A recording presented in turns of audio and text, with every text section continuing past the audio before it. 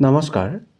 আজি অসম চৰকাৰৰ বৃহৎ নিযুক্তি পৰীক্ষাৰ প্ৰস্তুতিৰ ৪৯ নম্বৰ খণ্ডৰ প্ৰথমটো প্ৰশ্ন হৈছে ৰাষ্ট্ৰীয় পুৰস্কাৰ লাভ কৰা প্ৰথম অসমীয়া চলচ্চিত্ৰ পিয়লি ফুকনত পিয়লি ফুকনৰ চৰিত্ৰত কোনে অভিনয় কৰিছিল? ইয়াত 4টা অপশ্যন দিয়া আছে। অপশ্যন এ দিয়া আছে চন্দ্ৰধৰ গোস্বামী, অপশ্যন বি দিয়া আছে চন্দ্ৰধৰ বৰুৱা, অপশ্যন চি দিয়া আছে লীলাধৰ বৰুৱা আৰু অপশ্যন ডি দিয়া আছে গৌৰী শংকৰ গোস্বামী। এই 4টা অপশ্যনৰ ভিতৰত শুদ্ধ উত্তৰ কোনটো হ'ব? শুদ্ধ উত্তৰ হ'ব অপশ্যন এ চন্দ্ৰধৰ গোস্বামী। ৰাষ্ট্ৰীয় পুৰস্কাৰ লাভ কৰা প্ৰথম অসমীয়া চলচ্চিত্ৰ পিয়লি ফুকনত পিয়লি ফুকনৰ চৰিত্ৰত অভিনয় কৰিছিল চন্দ্ৰধৰ গোস্বামীয়ে। 2 নম্বৰৰ প্ৰশ্নটো হৈছে নিপ বৰুৱাৰ পৰিচালিত প্ৰথমখন অসমীয়া চলচ্চিত্ৰৰ নাম কি? ইয়াত 4টা অপশ্যন দিয়া আছে।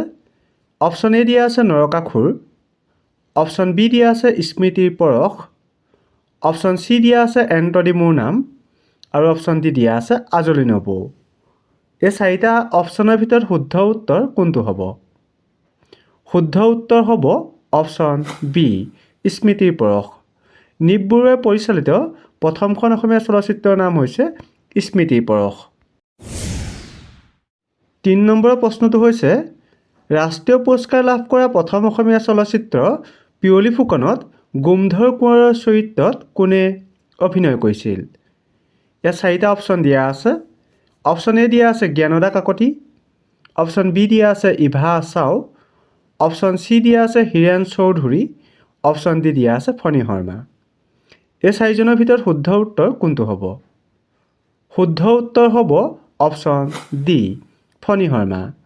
ৰাষ্ট্ৰীয় পুৰস্কাৰ লাভ কৰা প্ৰথম অসমীয়া চলচ্চিত্ৰ পিয়লি ফুকনত গোমধৰ কোঁৱৰৰ চৰিত্ৰত অভিনয় কৰিছিল ফণী শৰ্মাই।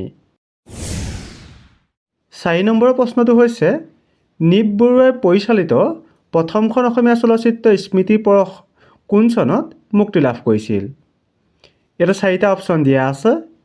অপশ্যন এ দিয়া আছে 1941 চনত, অপশ্যন বি দিয়া আছে 1945 চনত, অপশ্যন চি দিয়া আছে 1951 চনত আৰু অপশ্যন ডি দিয়া আছে 1955 চনত। এই 4টাৰ ভিতৰত শুদ্ধ উত্তৰ কোনটো হ'ব?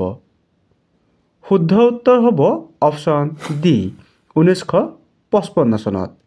নিপ বৰুৱাই পৰিচালিত প্ৰথমখন অসমীয়া চলচ্চিত্ৰ স্মৃতিৰ পৰশ 1955 চনত মুক্তি লাভ কৰিছিল। 5 নম্বৰৰ প্ৰশ্নটো হৈছে ৰাষ্ট্ৰপতিৰ ৰূপৰ পদক লাভ কৰা প্ৰথমখন অসমীয়া কথাছবিৰ নাম কি? ইয়াতে 4টা অপশ্যন দিয়া আছে। অপশ্যন এ দিয়া আছে বান্ধোন, অপশ্যন বি দিয়া আছে ৰঙা পুলিচ, অপশ্যন চি দিয়া আছে পুৱতি নিশাৰ সপোন আৰু অপশ্যন ডি দিয়া আছে পিয়লি ফুকন। এই 4টা অপশ্যনৰ ভিতৰত শুদ্ধ উত্তৰ কোনটো হ'ব? শুদ্ধ উত্তৰ হ'ব অপশ্যন বি ৰঙা পুলিচ। ৰাষ্ট্ৰপতিৰ ৰূপৰ পদক লাভ কৰা প্ৰথমখন অসমীয়া কথাছবিৰ নাম হৈছে ৰঙা পুলিচ। 6 নম্বৰৰ প্ৰশ্নটো হৈছে পিয়লি ফুকন চলচ্চিত্ৰখনত তলৰ কোনগৰাকীয়ে শিশু শিল্পী হিচাপে অভিনয় কৰিছিল? ইয়াত 4টা অপশ্যন দিয়া আছে। অপশ্যন এ দিয়া আছে নিপন গোস্বামী, অপশ্যন বি দিয়া আছে মলয়া গোস্বামী, অপশ্যন চি দিয়া আছে নিশিতা গোস্বামী আৰু অপশ্যন ডি দিয়া আছে হেমচন্দ্ৰ গোস্বামী। এই 4টা অপশ্যনৰ ভিতৰত শুদ্ধ উত্তৰ কোনটো হ'ব? শুদ্ধ উত্তৰ হ'ব অপশ্যন এ নিপন গোস্বামী। নিপন গোস্বামীয়ে পিয়লি ফুকন চলচ্চিত্ৰখনত শিশু শিল্পী হিচাপে অভিনয় কৰিছিল। 7 নম্বৰৰ প্ৰশ্নটো হৈছে ৰাষ্ট্ৰপতিৰ ৰূপৰ পদক লাভ কৰা প্ৰথমখন অসমীয়া চলচ্চিত্ৰ ৰঙা পুলিচৰ পৰিচালক কোন আছিল? ইয়াত 4টা অপশ্যন দিয়া আছে। অপশ্যন এ দিয়া আছে নুৰুল হক, অপশ্যন বি দিয়া আছে লক্ষ্যধৰ চৌধুৰী, অপশ্যন চি দিয়া আছে নিপ বৰুৱা আৰু অপশ্যন ডি দিয়া আছে প্ৰজন বৰুৱা। এই 4টা অপশ্যনৰ ভিতৰত শুদ্ধ উত্তৰ কোনটো হ'ব? শুদ্ধ উত্তৰ হ'ব অপশ্যন চি নিপ বৰুৱা। ৰাষ্ট্ৰপতিৰ ৰূপৰ পদক লাভ কৰা প্ৰথমখন অসমীয়া চলচ্চিত্ৰ ৰঙা পুলিচৰ পৰিচালক আছিল নিপ বৰুৱা। 8 নম্বৰৰ প্ৰশ্নটো হৈছে ৰঙা পুলিচ ছবিখনে কোন চনত মুক্তি লাভ কৰিছিল? ইয়াতে 4টা অপশ্যন দিয়া আছে। অপশ্যন এ দিয়া আছে 1945 চনত, অপশ্যন বি দিয়া আছে 1955 চনত, অপশ্যন চি দিয়া আছে 1958 চনত, অপশ্যন ডি দিয়া আছে 1960 চনত। এই চাৰিটা অপশ্যনৰ ভিতৰত শুদ্ধ উত্তৰ কোনটো হ'ব? শুদ্ধ উত্তৰ হ'ব অপশ্যন চি 1958 চনত। ৰঙা পুলিচ ছবিখনে 1958 চনত মুক্তি লাভ কৰিছিল। 9 নম্বৰৰ প্ৰশ্নটো হৈছে পিয়লি ফুকন বোলছবিখনৰ সংগীত পৰিচালনা কোনে কৰিছিল? ইয়াতে চাৰিটা অপশ্যন দিয়া আছে। অপশ্যন এ দিয়া আছে ৰূপকোঁৱৰ জ্যোতিপ্ৰসাদ আগৰৱালা, অপশ্যন বি দিয়া আছে কলাগুৰু বিষ্ণুপ্ৰসাদ ৰাভা, অপশ্যন চি দিয়া আছে পাৰ্বতী প্ৰসাদ বৰুৱা, অপশ্যন ডি দিয়া আছে ভূপেন হাজৰিকা। এই চাৰিটা অপশ্যনৰ ভিতৰত শুদ্ধ উত্তৰ কোনটো হ'ব? শুদ্ধ উত্তৰ হ'ব অপশ্যন ডি ভূপেন হাজৰিকা। পিয়লি ফুকন বোলছবিখনত ভূপেন হাজৰিকাই সংগীত পৰিচালনা কৰিছিল। 10 নম্বৰৰ প্ৰশ্নটো হৈছে ৰাষ্ট্ৰীয় চলচ্চিত্ৰ বঁটা লাভ কৰা দ্বিতীয়খন অসমীয়া ছবিৰ নাম কি? ইয়াত চাৰিটা অপশ্যন দিয়া আছে।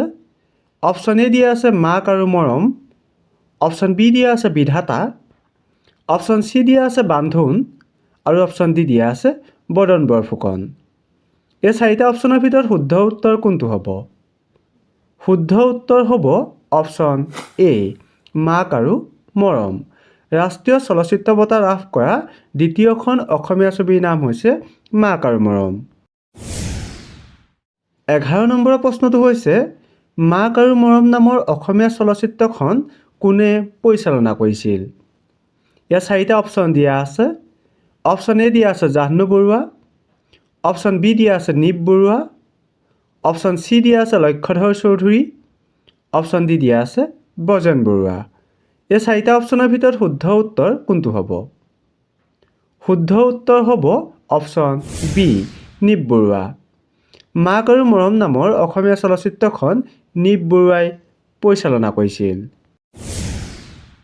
12 নম্বৰৰ প্ৰশ্নটো হৈছে অসম চৰকাৰৰ আমোদ কৰ ৰেহাই পোৱা প্ৰথমখন অসমীয়া চলচ্চিত্ৰৰ নাম কি? ইয়াতে চাৰিটা অপশ্যন দিয়া আছে। অপশ্যন এ দিয়া আছে কাদম্বৰী, অপশ্যন বি দিয়া আছে দীনবন্ধু, অপশ্যন চি দিয়া আছে কেঁচা সোণ, অপশ্যন ডি দিয়া আছে ৰঙা পুলিচ। এই চাৰিটা অপশ্যনৰ ভিতৰত শুদ্ধ উত্তৰ কোনটো হ'ব? শুদ্ধ উত্তৰ হ'ব অপশ্যন চি কেঁচা সোণ। অসম চৰকাৰৰ আমোদ কৰ ৰেহাই পোৱা প্ৰথমখন অসমীয়া চলচ্চিত্ৰৰ নাম হৈছে কেঁচা সোণ। 13 নম্বৰৰ প্ৰশ্নটো হৈছে কেঁচা সোণ চলচ্চিত্ৰখনৰ পৰিচালকগৰাকীৰ নাম কি আছিল? ইয়াতে চাৰিটা অপশ্যন দিয়া আছে। অপশ্যন এ দিয়া আছে ফণী শৰ্মা, অপশ্যন বি দিয়া আছে ব্ৰজেন বৰুৱা, অপশ্যন চি দিয়া আছে জাহ্নু বৰুৱা, অপশ্যন ডি দিয়া আছে নিপ বৰুৱা। এই চাৰিটা অপশ্যনৰ ভিতৰত শুদ্ধ উত্তৰ কোনটো হ'ব? শুদ্ধ উত্তৰ হ'ব অপশ্যন এ ফণী শৰ্মা। কেঁচা সোণ চলচ্চিত্ৰখনৰ পৰিচালকগৰাকীৰ নাম হৈছে ফণী শৰ্মা। 14 নম্বৰৰ প্ৰশ্নটো হৈছে লক্ষ্যধৰ চৌধুৰীয়ে পৰিচালনা কৰা নিমিলা অংক নামৰ অসমীয়া চলচ্চিত্ৰখনে কোন চনত মুক্তি লাভ কৰিছিল? ইয়াত চাৰিটা অপশ্যন দিয়া আছে। অপশ্যন এ দিয়া আছে 1952 চনত, অপশ্যন বি দিয়া আছে 1955 চনত, অপশ্যন চি দিয়া আছে 1961 চনত আৰু অপশ্যন ডি দিয়া আছে 1965 চনত। এই চাৰিটা অপশ্যনৰ ভিতৰত শুদ্ধ উত্তৰ কোনটো হ'ব? শুদ্ধ উত্তৰ হ'ব অপশ্যন বি 1955 চনত। 1955 চনত লক্ষ্যধৰ চৌধুৰীয়ে পৰিচালনা কৰা নিমিলা অংক নামৰ অসমীয়া চলচ্চিত্ৰখনে মুক্তি লাভ কৰিছিল। 15 নম্বৰৰ প্ৰশ্নটো হৈছে ডক্টৰ ভূপেন হাজৰিকাই পৰিচালিত প্ৰথমখন অসমীয়া চলচ্চিত্ৰৰ নাম কি? ইয়াত চাৰিটা অপশ্যন দিয়া আছে। অপশ্যন এ দিয়া আছে এৰা বাটৰ সুৰ, অপশ্যন বি দিয়া আছে শকুন্তলা, অপশ্যন চি দিয়া আছে প্ৰতিধ্বনি আৰু অপশ্যন ডি দিয়া আছে লতি ঘটি। এই চাৰিটা অপশ্যনৰ ভিতৰত শুদ্ধ উত্তৰ কোনটো হ'ব? শুদ্ধ উত্তৰ হ'ব অপশ্যন এ এৰা বাটৰ সুৰ। এৰা বাটৰ সুৰ চলচ্চিত্ৰখন ভূপেন হাজৰিকাৰ পৰিচালিত প্ৰথমখন অসমীয়া চলচ্চিত্ৰ। আজি এই খণ্ডটোত আপোনালোকলৈ আগবঢ়োৱা আমাৰ প্ৰশ্নটো হৈছে অসমৰ মুখ্যমন্ত্ৰী ডক্টৰ হিমন্ত বিশ্ব শৰ্মাই তলৰ কোনখন অসমীয়া বোলছবিত অভিনয় কৰিছিল? ইয়াতে চাৰিটা অপশ্যন দিয়া আছে। অপশ্যন এ দিয়া আছে আমাৰ ঘৰ, অপশ্যন বি দিয়া আছে আজলি নবৌ, অপশ্যন চি দিয়া আছে ককা দেউতা নাতি আৰু হাতী, অপশ্যন ডি দিয়া আছে বৰুৱাৰ সংসাৰ। এই 4টা অপশ্যনৰ ভিতৰত শুদ্ধ উত্তৰ কোনটো হ'ব আপোনালোকে কমেণ্ট কৰি জনাব। আৰু যদিহে ভিডিঅ'টো চাই ভাল লাগিলে আগলৈ শ্বেয়াৰ কৰি দিব। ধন্যবাদ।